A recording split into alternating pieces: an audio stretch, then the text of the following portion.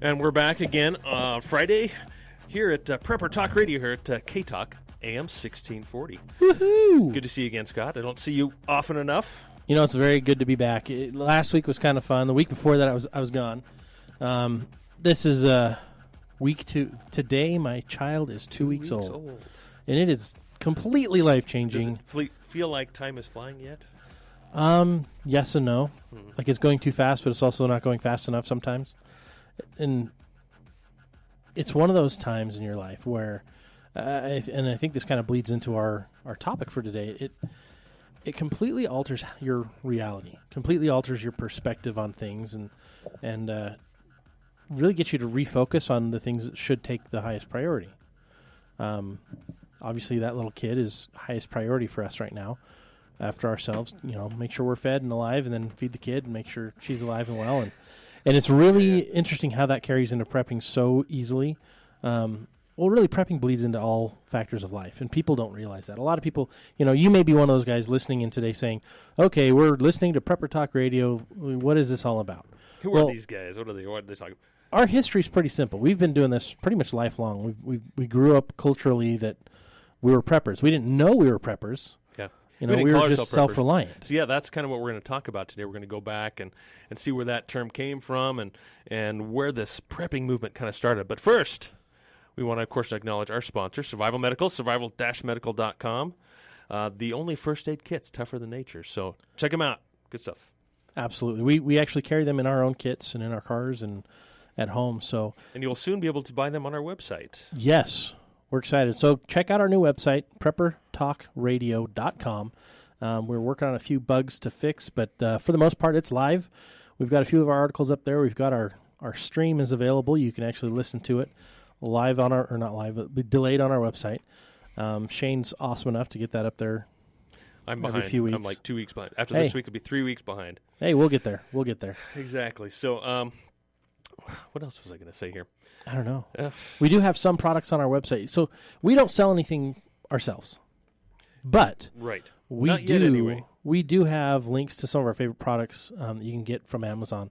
So go check it out, see what we recommend. Yes, I think what I was going to say, as it came back to me, is, there's not a lot of content up right now, but if you go to preparedguy.com, we're going to upload, I think, most of that content over to our blog here on Prepper Talk Radio and kind of integrate the two and just make Same it a thing with single... PrepperCon. Anything that I've written was going to get moved over as well. Bring it over as well.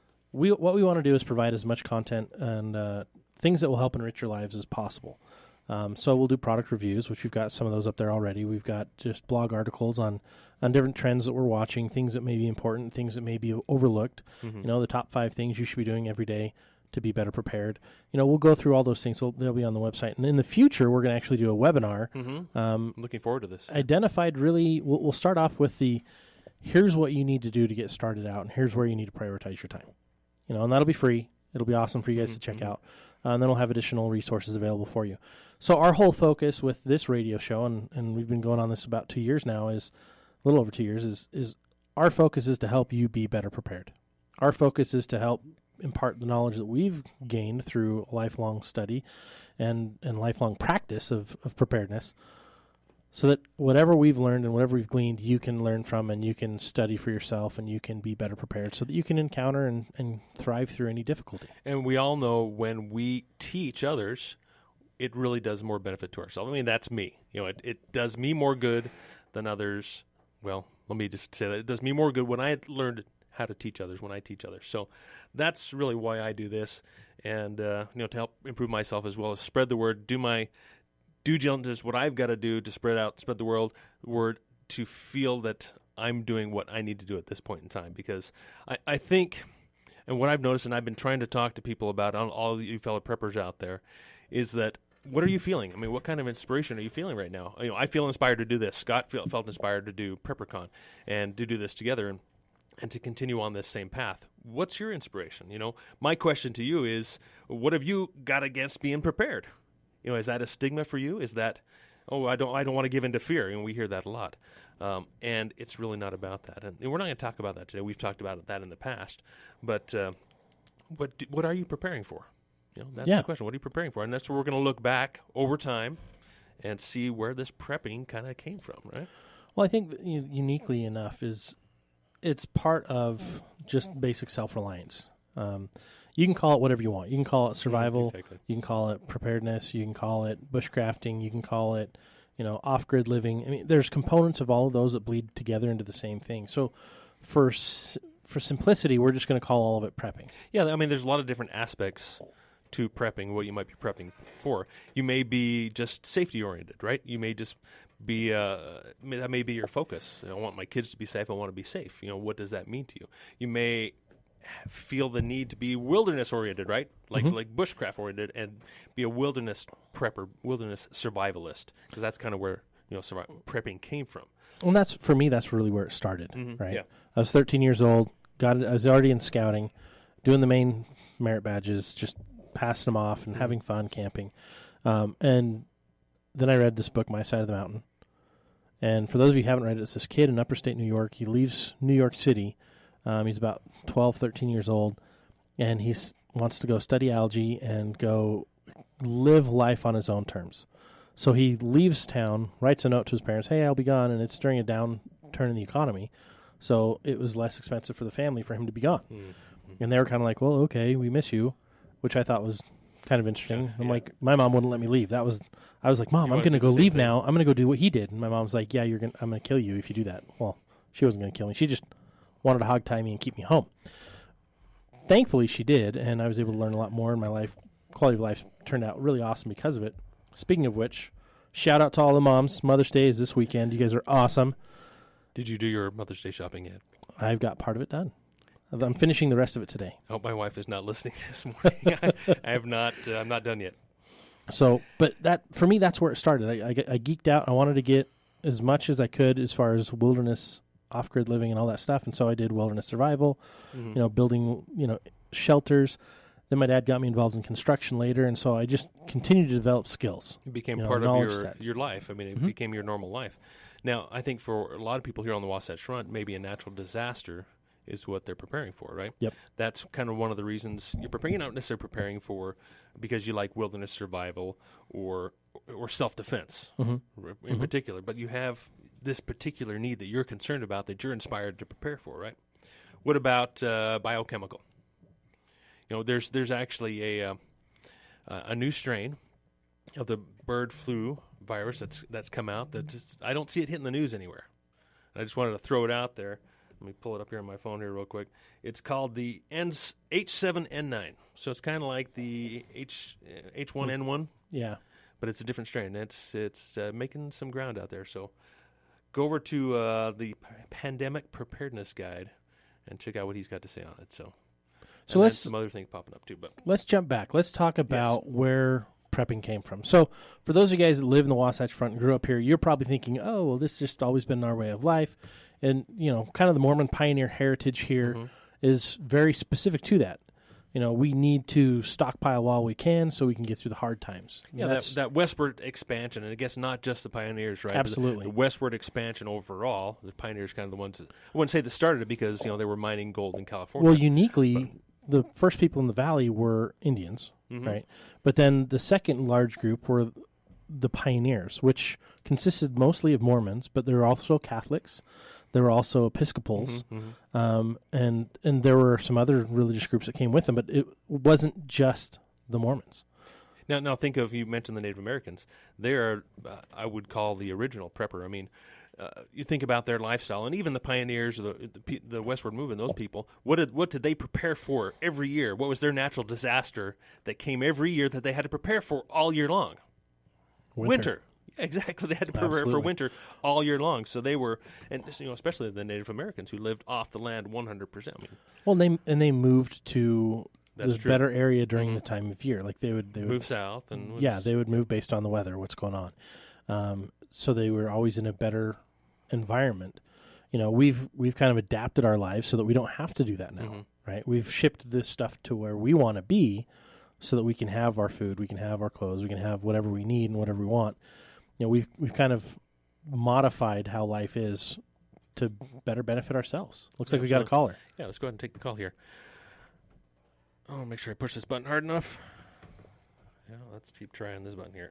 There we go. Hello, well, you're live here on K-Talk. Did you have a question or comment for us? Yeah, back when you're talking about that influenza, Yes.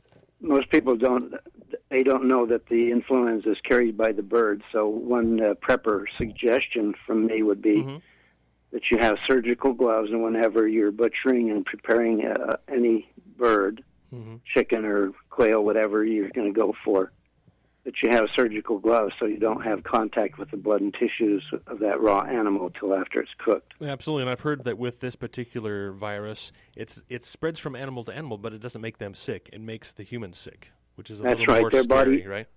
Their body temperature runs a couple of degrees higher than yours, and the prime temperature of maturization for that virus is 98.6. Oh, okay. Interesting. A chicken runs at 109. It's 107 to 109. Awesome. Well, thank you. That's really good information to know. Thank you very much. Yeah, surgical gloves should be a key and proper part hygiene of your... altogether, all the way around. Yep. Yeah, absolutely. All right. Yeah, absolutely. Thanks for the call. Good information. All right. Here we go. Now, so we were talking about the Native Americans, basically everybody who came west, and really everybody, even back east, since the settler pioneers got here, if I'm stumbling over my word, is they prepared for winter. That's what they were doing all year long. Yeah, they'd focus crops, all summer to survive the winter. Exactly. And that's not something new because America came into play. I mean, if you look at history, if you look at any region of the world, any expansion that man tried to make, anytime he got to a new territory, he had to adapt to that territory, and he had to learn how to work within the seasons to lay up and store for when they needed it. And they had to be prepped before they got there to have the things they needed in order to plant or to hunt or whatever, to be prepared for that next winter. And then once they got through it, okay, great, we can come through, start preparing for the next winter, right? Once they when we've as a people, we've kind of pushed back so that we don't do that anymore. We've gotten so advanced, I guess you could say, and I'll throw up some finger air quotes, right? We're so advanced that we don't live that lifestyle anymore. We live an on-demand lifestyle. You want to watch a movie, you download it. You run over to the Red Box or whatever else, and you grab it. You want to get some food, you're hungry, you can just pull into the left to this drive-through or pull to the right to that drive-through, or the grocery store's right there. We don't keep in our homes what we used to. We don't have cellars anymore. Yeah. Our last show we were talking about kind of doing, looking retrospective in the other episodes we broadcast. And I think one thing we've talked about the most consistently is winter preparedness, preparing for winter. Look what's coming. The storms are coming. You could get stuck in your car. All these different kinds of things. So I think it's still innate. It's still built within us to prepare for winter. And I think it's a comforting feeling, to know, okay, a storm's coming, and I'm ready for it. Yeah, I've got my candles, I've got my blankets, I've got my firewood, I've got the things that I need in case power goes out. I remember as a kid, I used to love it when the power would go out. Absolutely. I still like it when it goes out. You throw up some candles and play Monopoly. My wife unfortunately hates Monopoly, and so I don't get to do that anymore. But I've got a new generation. Give me 3-4 years, and I'll get to the point where she'll at least roll the dice in the direction she needs to. But she won't play the game with me, I don't think. But at least I can work them towards that. And I think that's par for the course. I mean, we as a people, we just want that on demand. We want that digital lifestyle. We want to be connected but disconnected. And I think that's why prepping is getting such a huge swell of excitement around it, both good and bad, because it's different. It flies in the face of the on-demand lifestyle.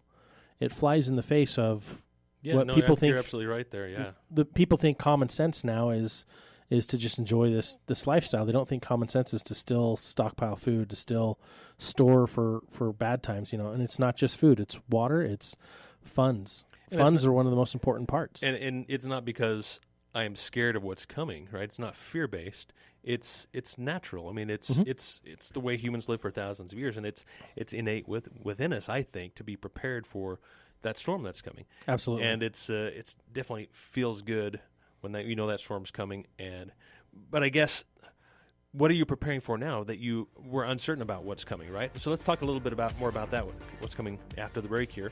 So you're listening to Prepper Talk Radio. Here's Scott and Shane with our wonderful sponsor, Survival Medical, survival-medical.com. The best first aid kits that I have ever, and I just sounded First silly Aid here. Evolved. First Aid Evolved. We love that one. Stay tuned. I made that one up. So. Yeah. We'll catch you after the break. And welcome back to the show. You're listening to Scott and Shane here on Prepper Talk Radio, AM 1640. I apologize about the mumble mouth. I will try and do better at this section. It's the connection between the brain and the mouth that I'm still working on. Hey, I'm having the same problem, and it's funny because as soon as you put a microphone in front of my face, my thought process gets a little jumbled. I know. It's me. I have the nerves, and it just doesn't work to connect the brain there. I'm still stumbling, but that's how it works. Anyway, thanks to our sponsor, Survival Medical. Survival-medical.com. The only first aid kits tougher than nature. Go check them out. We honestly do love these kits. Carry them in all my bags, all my cars, and at home alongside the food storage. So very important to have a good supply of medical supplies because as John, the owner, pointed out, is most of his supplies come from overseas in reality. And when that supply chain stops, so do the supply of all the medical supplies. So, and the nice thing is these kits, they'll last up to 20 years. They're designed differently than your standard kit that oxidizes or gets wet or pulls in the humidity to make the bandages no longer stick or make the ointments powdery and dry. This is designed to long-term store so that it's there when you need it, every time you need it. Yeah, and you don't be afraid of having too much of a good thing, right? Absolutely, because it's gonna last. All right, so we're talking about kind of the origin of prepping. Where maybe that term came from in particular, about how this was really a lifestyle for our ancestors. Yep. And so why isn't it for us? Because like you say, everything's on demand. Our civilization has evolved to where, I use that term loosely, evolved, right? Yeah. Because we're kind of devolving as well in certain aspects. Yes, technology is amazing, and I look forward to living a more simple life with technology by my side, right? It's interesting. I talk to Cache Valley Prepper a lot, and one of the things he brings up a lot is the phrase anti-fragile. Mm-hmm. Being resilient is key to survival. Mm-hmm. Those things that are anti-fragile are the things that are going to last the longest. The things that are fragile are going to break down and become useless. And convenience doesn't necessarily equal anti-fragility. Most convenience equals fragility. Yeah. Right? The on-demand lifestyle is the definition of fragility because if anything's disconnected, if there's a glitch in the coding, if there's a delay in shipping, that throws everything off. And, if we have a disaster large enough to disrupt that, now we have a major problem. Yeah, the more complicated systems are, the more fragile they are. So my goal, and I think is what the purpose of this topic is to kind of demonstrate why a more simple and more self-sustained lifestyle and still taking advantage of technology. But it's kind of a difficult mix there to be able to appreciate technology but not rely on it so much that it's going to handicap you when a difficult event comes along, which we know, and I use the word when because Right. So that speaks into that was kind of weird feedback. Apologize. So that speaks in that leads into where did prepping come from? Right now, why are people prepping? Why is prepping a big key word or a growing demographic in our nation? Not just in our nation, but worldwide. We work right now with a German production crew that's coming out to Utah to find out why Utah preppers are doing things so differently than everybody else and why that's important. Prepping is becoming a big thing in Germany, a big thing in the UK, a big thing all over the world. Just a month or two ago in the newspaper, it talked about all the elite left building, bunkers and building all these different things in what's that country? I'm not sure where New Zealand. New Zealand, okay. New Zealand, yeah. I wouldn't go there. I would listen to Joel Scals and don't go to New Zealand. Yeah. We've got a phone call. Let's go ahead and roll the dice and take the call here. See if I can push this button hard enough. Hello, are you there? You have a question or comment for us? And there's just a dial tone, so I was a little slow, so I apologize about that. Turn that down there. See if we can get there. We go. Okay, so call back. We'll try and catch it this time. But it all goes back to why are we prepping, right? What's causing this to happen? So a lot of people are worried about the government, right? Mm-hmm. Well, the conservative side was worried about the prior, leadership. Then you go back even further. Well, what's been causing people to be Right, because prepping or preppers. Because ever since the industrial age kind of took over, things have. I mean, especially here in America, our country's been growing like crazy. I mean, with just not with only just natural growth, but all the immigrants moving into the country because it's such a blessed land, really. And so there's that call again. Let's see what comment or question they have for us here. All right. Hello, you're here live on Prepper Talk Radio. You have a question or comment for us? Yeah, I was just wondering, what's wrong with Left Temple up there getting rid of the scouting program? Those kids need to learn the outdoor skills. Well, that I think is a topic for another day, because what we're trying to focus on is a little different than that. And we grew up on scouting. I grew up on scouting, and yeah, I think the issue is that it's changed beyond what what it was originally was. It's not the same, and so it's not serving the same purpose. Yeah. Another topic. Well, I got a 12-year-old, but he hates scouting, or 13, second marriage. You ought to have a second marriage. You haven't lived till you've got an ex-wife. I think I'll pass. All you got to do is wait. No, more complicated. You just get more complicated and make things more fragile, told me, right? And I didn't believe him, and he says, wait. Oh, man. Anyway, yeah, I have a sad story. We sold a farm to that soap developer, the company that rhymes with soap. And I got sick, and I had all this firewood, all these trees, huge trees and trunks, and there must have been 2,500 tons, easy. Mm-hmm. And by the time I got feeling good enough, I could only save about 200. But, that really sucks. I could have had wood for tons your of entire people. Lifetime almost. Yeah. Well, just for in case we get they're going to send an EMP sooner or later, or what's the other one? CMG with the sun. Right. Oh. CME, coronal mass ejection. Yeah. CME. Yeah. I mean, we're all preparing for something different. I mean, that's kind of what our inspiration is, and so we're kind of looking back and see what the inspiration was for generations before us, what their inspiration was. Thanks for your call. Appreciate you calling in on a regular basis. That brings up a good point. I mean, what are we preparing for? Why are we doing what we're doing? And, if it was a CME or if it were a EMP, a high-level EMP targeted over North America would destroy the power grid, transportation, commerce, banking, sanitation, and communications. Mm-hmm. That is a completely life-altering event for most of America. Well, the theory is that within 4 days we'll have mass rioting starting, starvation within 2 weeks, 64% of the population gone in 5 months. That totally changes how we live our life, right? That totally changes everything. Now, what gets people to start thinking that way? Well, I think one of the best examples I've seen in my lifetime is when Hurricane Katrina came through. But you're just showing you're scared, Scott. I mean, that's all that you're doing, right? It's just fear-based prepping, right? Oh, absolutely not. I think it's common sense-based prepping. I mean, all the things that I do. Well, like winter. Am I able to withstand an EMP to a degree? Right? Mm-hmm. I think to a degree, it's going to completely offset my life. It's going to offset everybody's life. But I don't prepare because I'm fearful of that. And I'm not trying to share this message to put fear in anyone's heart or mind. The whole focus, the whole point of this is to empower people. Yeah, absolutely. And, right? and just like going back to the winter example, I really liked this, is that, we don't, and maybe we do prepare for winter because we're a little scared we won't have enough food to make it through winter if we're living, off the grid like we did, like the Native Americans did, and so I don't even think it's fear. I think it's just common sense. But like you said, right? it's common sense. It's not fear. It's common sense. I don't want to run out of food. I don't want to be hungry. Yeah, I don't. That's common sense. I don't want to be cold. Yeah, and that's not fear. That's just common comfort. Oh, but somebody else is going to take care of me. Right. Well, I think that's what we learned with Katrina. Mm-hmm. Thanks to the good old governor down there, everything was delayed. I don't need to ask for help. We're fine. Oh, crap, we're screwed. I need help. Well, fill out the form. No, send help. We'll fill out the form. Well, just send help. Governor, we've told you for 3 weeks now to fill out the form and we can start sending supplies. Well, then he finally fills out the form, and lo and behold, another week later, FEMA arrives. Red Cross arrives. Other groups, nonprofits and complete volunteer groups had already been there trying to help.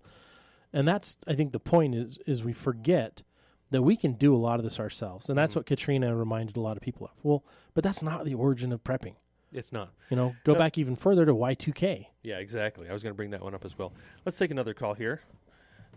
Hello, you're here live on K-Talk, AM 1640. Do you have a question or comment for us? Yeah. I wanted to talk about community emergency response and how that can help people be prepared for disasters. Mm-hmm. Absolutely. I think we're actually planning on talking about that topic either next week or the week after. Oh, okay. So, we've got an expert. We're going to bring in, Cache Valley Prepper's an expert on that. So we're going to bring in an expert on that. We're going to talk specifically about CERT, about community emergency response. Okay. Fantastic topic. But, thank you for calling. Did you have any other questions or comments for us? No, that's it. Thanks. Okay, perfect. Thank you.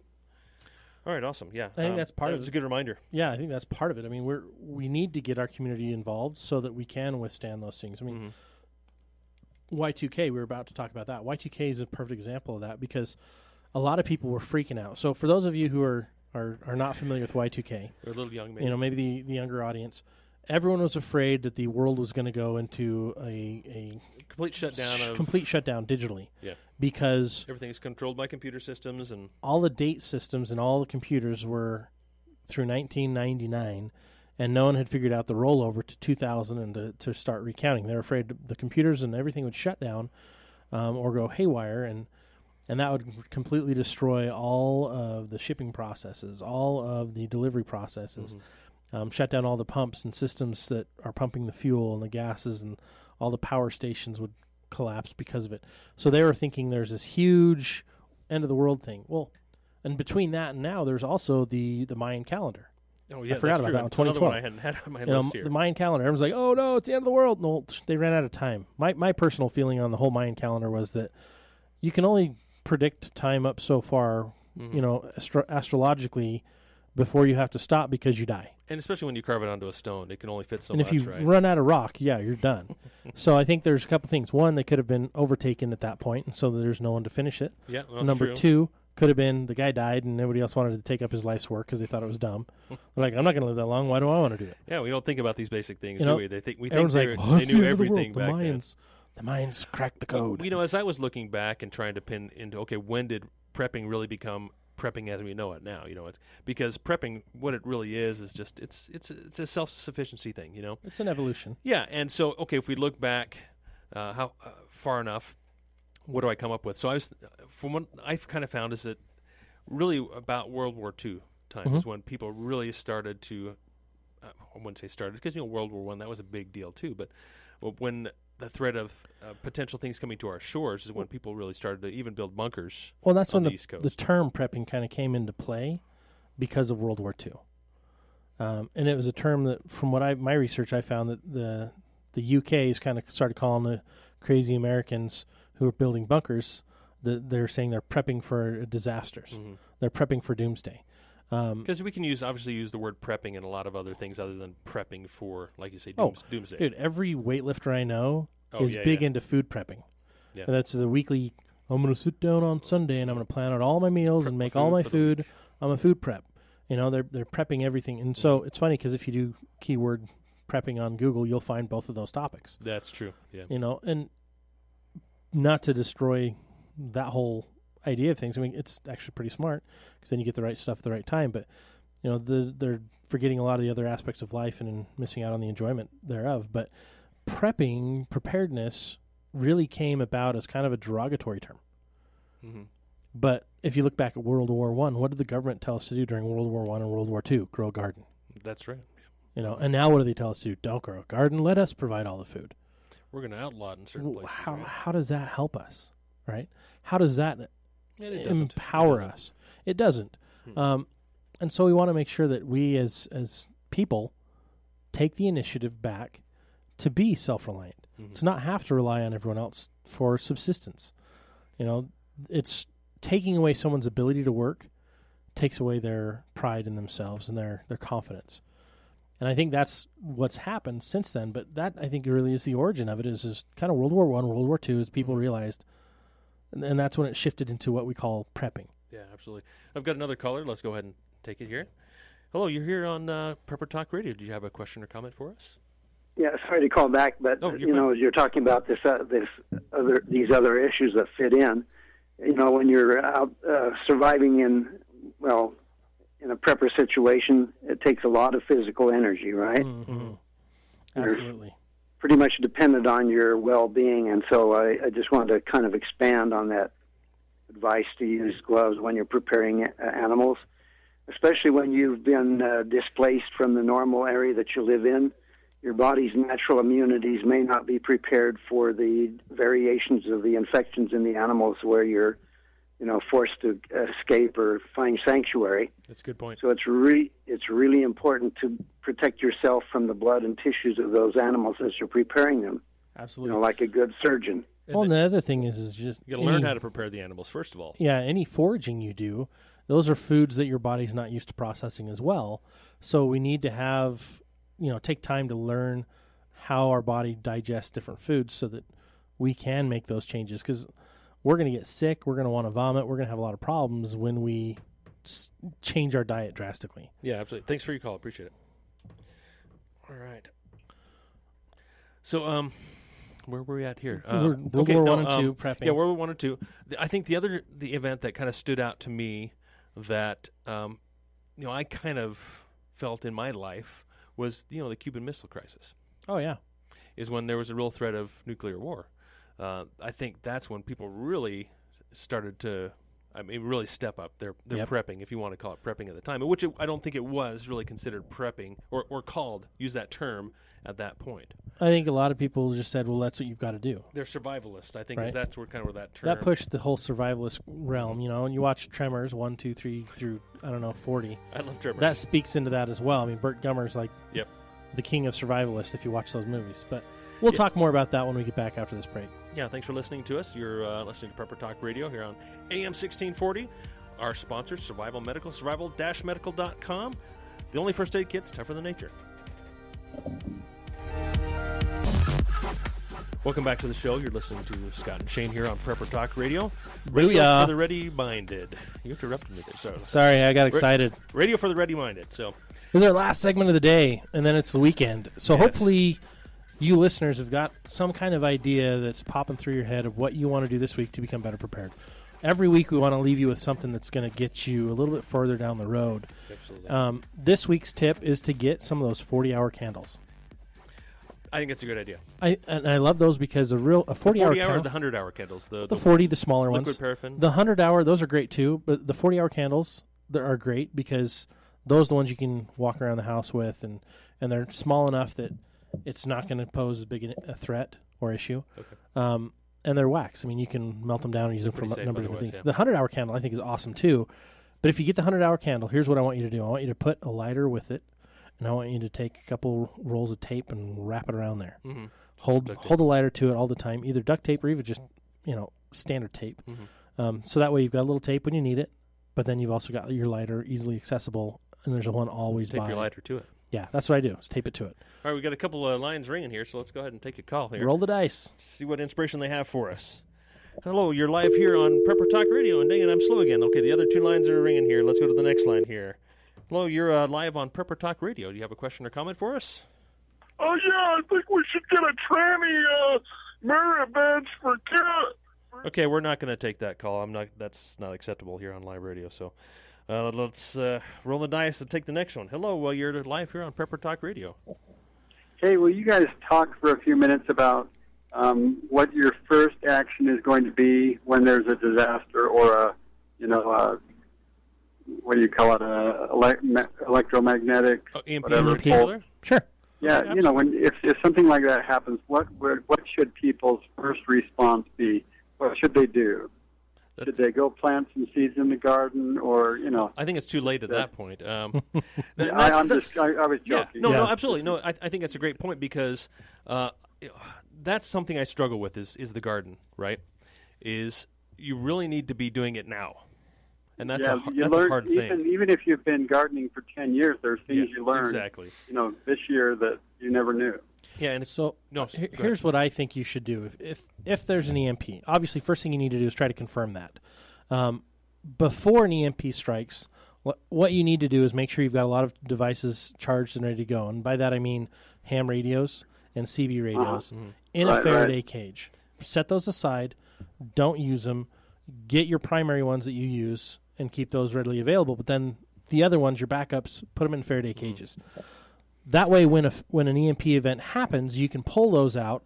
You'll want to test all your electronics, see if anything's working. Go check the car, see what's working. So first things first is do an assessment of what's working, what's not. And I think this is the case where when you say 2 is 1 and 1 is none really rings true, especially in electronics you're going to rely on, for especially communication, which when it comes down to electronics in an SHTF or grid down scenario, really the only ones I can see you really can need is something for communications, radios, just for listening as well as for ham radio and two-way communication. So that's a great place to start there. And I'm a ham radio operator too. Excellent. Thank you for doing that. More people need to do that, and that's actually the project I'm working on still. Now that baby is here, I can focus more on my own learning and education. But I think that's the first thing you need to do. Going back to it is do that quick assessment to see, is this really what happened? Whether it's a CME or whether it's an EMP, you need to verify it. I think my first step is slightly different. Is basically I'm going to check and see where all my kids are. Right. So I can round them up, get them all to the same place. Good point. Now, at that point, communications, they're probably going to be out. So you have to have a plan in place. How do you find your kids? How do you communicate to your kids, though? Exactly. So you need to have that plan in place. Okay, if this happens, they should all instinctively know where they're going to go, what they're going to do. Yep. Maybe have another way to communicate where they have a radio in one of these bags, an EMP-proof bag. What do you call these bags? Yeah, in their car or whatever. One thing that I do when I to prepare for this is whenever something unusual happens in my neighborhood, whether it's a loud noise or the power goes out, I make sure my family's okay, and then I go next door and ask my neighbors. I say, hey, I just wanted to make sure you're okay. I heard a loud noise and just wanted to see if you're all right. It becomes an instinct. You hear something like here's a quick example of that. I know we're kind of off topic a little bit, but was sitting in church, fire alarm goes off. So what does everybody do? They sit there and ignore it. Me, I jump up from my seat and run out to see what's going on. Not that it's my responsibility, right? It's not my my calling or whatever. Nobody else is doing anything, so I watch for a few seconds, and then since nobody else is doing anything, I get up and go out and see what's going on. Right. And I don't want to assume that being my responsibility, but it's just an instinct in me that I have family in the building. I need to be responsible for them, so I'm going to get up and I'm going to go check on that. So I think it's that. Was my first instinct when you asked that question. Okay, check on those who you have responsibility for. Right, and that's great because you're getting in the habit of doing something when something unusual happens. Yeah, absolutely. It's kind of like, you talk about the military or the police running toward the gunfire, right? Are you prepared to do that? Is your mind in that right place where when that gunshot goes off or that loud noise, like you say, next door, are you going to hide in the basement or are you going to run toward that and see how you can help it? And if, of course, you have to be prepared and in the right mindset for that, too. Because the fact is not everyone jumps and acts. A few years ago, we were at Lagoon, and one of those bumper cars, the metal thing at the top of the, on the ceiling, actually broke off, and it landed right next to this little boy, and it was on fire. Whoa! And my wife jumped over the railing, ran over, and got him out. And the rest of us just stood there like, It was just her instinct to protect that child, even though it wasn't her own, I assume, right? Wasn't a grandchild or anything. Right. Well, that mama bear instinct is amazing because it affects not just her kids, but any other kid that she sees in need. And I think that is one of the priorities that we need to have is make sure those around us are okay. That's my second thing. Is first I try to verify what's going on in my own place. Yeah, you kind of have to have a clear understanding, okay, what actually happened. Yeah, and because I only have one kid right now, I know where she's going to be because she can't run off. She's 2 weeks old. But, my wife and I are pretty much always together. And so I would check, make sure everything's in place, make sure they're okay. Like what you said, go check your neighbors, converse with them, because you're going to do two things. One, you're going to find out if there's any needs that you can take care of. You can assess the situation some more, but you'll also find out what they're experiencing, right? And so you're going to get more information the more people you talk to. And then you can relate on how that's going to affect you and your family and whatever. By what what's going on. Another thing I do is right now I'm driving up to Logan, and I have with me my backpack that has basically my 72-hour kit in it. It has all my supplies, and I've done this, over time, and each time I need something, I go, is that in my 72-hour kit? So it really has what I need if something happens, and then if it happens when I'm in Logan, I've got it. If it happens when I'm back in Bountiful, then I've got it. And I think that's a fantastic point as well. First of all, there's no reason not to have that in your car. You've got room. I assume most people have room in their cars to put some supplies in there. But also, like you say, that mindset, oh, I'm going somewhere, it's further away from home, and if for something were to happen and I had to walk home, am I prepared to do that? Right. And it's that mindset. You've already conditioned yourself to where, okay, my mind's already thinking, because I've talked to so many people. Here's another simple, kind of stupid example, is I used to hike Temp all the time. I'd be up the top of Temp, doing the EMT thing, and people would be up there in bad weather. They wouldn't even bring a jacket or maybe even a bottle of water. I mean, that's kind of simple, stupid. But, okay, you're going on a hike. Be prepared for the worst that could potentially happen in that. So when you're traveling to, like, Logan, which I do all the time too, what's the worst that could happen? Okay, I could get stuck there. Yep.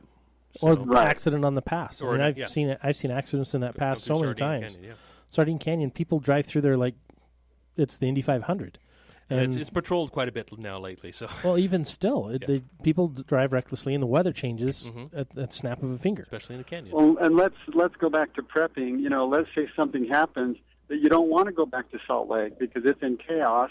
You've got what you need to survive, wherever you are. That's right.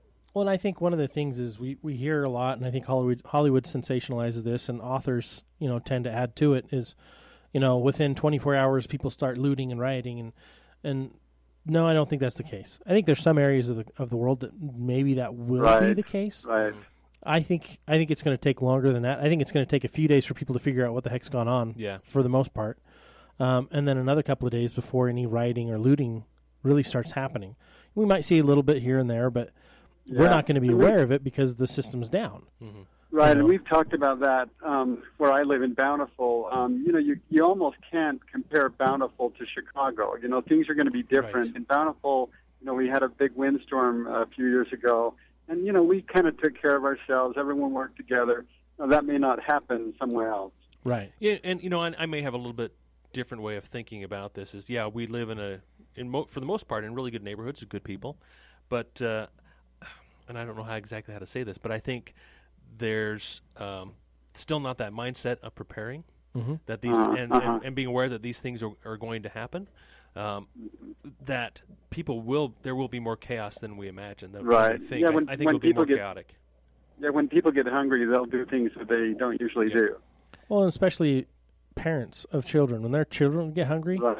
Right. They'll do things they're not normally willing to do, and so there is that issue that will come up. But I think there's also the other aspect I was trying to maybe avoid a little bit is that I think there's more evil out there than what we think, and so I think there's more influence to where when something like that happens, it's going to take over more rapidly and more chaos is going to ensue. But I don't want to go there too deep.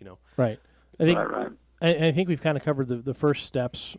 Really are just to assess the situation, check on everyone, make sure everyone's okay. And then you kick off your community plan to make sure moving forward, everyone's working together to meet the resource needs of the group. I think that's the key, and the only way to be able to do that is to actually start preparing for that now. Right. And practicing it. Exactly what I was going to say is you got to be prepared now for it because at that point it's going to be too late. Absolutely. Yeah. Here's a question for another day. Okay. I go to Peru often, and we work with the subsistence farmers that live at 12 and 13,000 feet. And up there, things grow pretty easily. But here in the desert, living in Utah, it's not as easy to grow stuff and to trap animals or whatever you need to do to survive. So maybe you can talk about sometime about the difference between, living in Oregon versus here, where things don't just sprout up and grow so easily. That's a good point. We'll definitely put that on our list. Thank you for the call. I got one more All right, caller that is no longer ringing, so feel free to call back. I think we can fit in one more call before we end the program here. But let me hang that up there. There we go. Well, I think the other thing is as we're going through this, the topic that we're on today is really understanding, where prepping came from.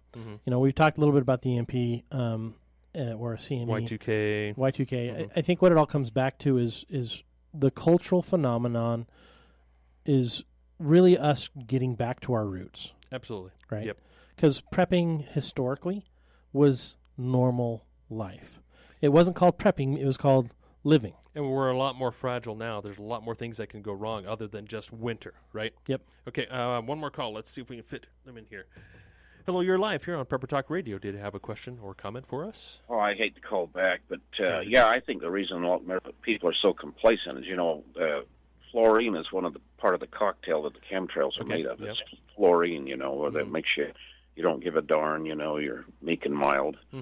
I don't know if you heard Coast last night, but there's the government guys, they have these big bunkers. It's called Raven Rock, and it's outside of Washington, D.C. It's got atomic blast doors on it. There's another one in West Virginia. And, well, that is the one in West Virginia. That's Raven Rock. It's called Raven Rock. Garrett M. Graff is the guy that researched it. Okay, we got about 15 seconds. I don't mean to cut you off. He found a badge, a government official badge on the parking lot. And on the back of it, it had all these instructions how to get to these blast shelters for the government. Well, I think the point is, and thank you very much for your call, is just to be aware. Yes, fluorine can be an impact to us and all our environmental concerns and such. So let's just be aware of it and prepare. We don't like to get in too deep into those heavy topics because really there's not a whole lot of need in my mind with those types of things. But thank you for listening to us here on Prepper Talk Radio. You're listening to Scott and Shane. We hope you join us again next week. And we, of course, thank our sponsor, Survival Medical, survival-medical.com. What should we say this time as we go out? Make sure you do your project this weekend. Do something to be better prepared this weekend so next week is easier. Okay, awesome. Thanks for joining us.